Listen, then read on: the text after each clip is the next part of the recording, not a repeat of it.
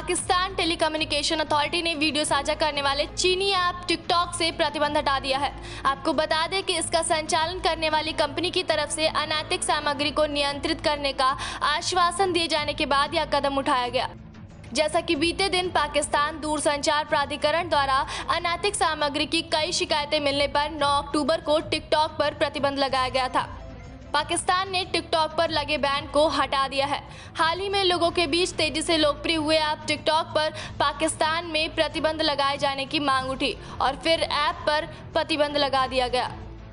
दरअसल साल 2019 की मीडिया की एक रिपोर्ट के मुताबिक वकील नदीम सरवर ने अपनी याचिका में टिकटॉक को आधुनिक समय की सबसे बड़ी बुराई बताया और कहा कि टिकटॉक युवाओं को बर्बाद कर रहा है, साथ ही अनैतिक गतिविधियों को भी बढ़ावा दे रहा है। संघीय कानून मंत्रालय, पाकिस्तान टेलीकम्युनिकेशन अथॉरिटी व Pakistan electronic media regulatory authority को याचिका में एक पक्ष के तौर पर सूचीबद्ध किया गया है और साथ ही वकील ने अदालत से टिकटॉक को पाकिस्तान में पूरी तरह से प्रतिबंध लगाने का निर्देश देने का आग्रह किया।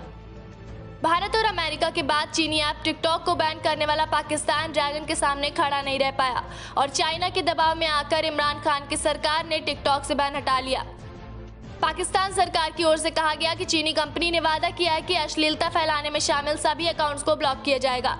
इस शर्त पर पाकिस्तान ने टिकटॉक से बैन हटा दिया। पीटीए ने प्रेस वार्ता के दौरान एक बयान में कहा कि मुल्क में ऐप को अनब्लॉक कर दिया गया है, जिसमें बीते दिन पाक सरकार ने 9 अक्टूबर को ऐप पर बैन लगाया था। इमरान खान की सरकार का आरोप था कि टिकटॉक देश में यूजर्स की मनोदशा को बिगाड़ने का काम कर रहा है, जिसके चलते यह ऐप कई देशों में बंद कर दिया गया। वहीं टेलीकॉम रेगुलेटर ने कहा था कि यह फैसला समाज के विभिन्न वर्गों से मिली शिकायत के बाद लिया गया था। पीटीए ने मैनेजमेंट से भरोसा मिलने के बाद ही टिकटॉक को अनब्लॉक कराया है। चीनी कंपनी ने स्थानीय अधिकारी को भरोसा दिलाया कि अश्लील और अनैतिक सामग्रियों को रोकने के लिए कदम उठाए जाएंगे, जिसमें कंपनी के एक प्रवक्ता ने कहा कि हम यह देखकर खुश है कि टिकटॉक ऐप को पाकिस्तान में अनब्लॉक कर दिया गया है। गौरतलब है कि पाकिस्तान से पहले भारत और अमेरिका में भी टिकटॉक को बैन कर दिया गया था।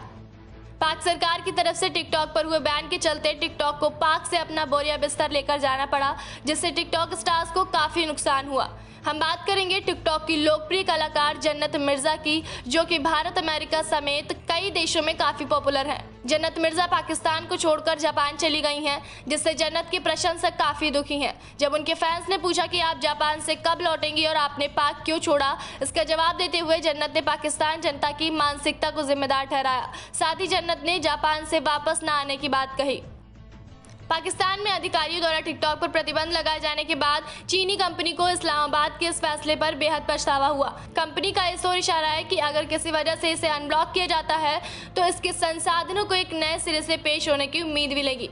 वहीं टिकटॉक की मूल कंपनी बाइटडांस ने एक बयान में कहा कि हम इस वजह से दुखी हैं क्योंकि पाकिस्तान में हमारे यूजर्स और क्रिएटर्स पिछले एक हफ्ते से अधिक समय से टिकटॉक का इस्तेमाल नहीं कर पा रहे हैं, क्योंकि पाकिस्तान दूरसंचार प्राधिकरण ने हमारी सेवा पर रोक लगा दी है। साथ ही आगे के बयान में कहा कि टिकटॉक का मकसद रचनात्मकता और आनंद को बढ़ावा देना है और पाकिस्तान में हमने यही किया है। हमने एक समुदाय की रचना की है जिनकी रचनात्मकता और जुनून ने पाकिस्तान के हर घर में खुशियों का संचार किया है और साथ ही असाधारण रूप से प्रतिभाशाली व्यक्तियों के लिए आय का स्रोत बनकर भी उभरा है।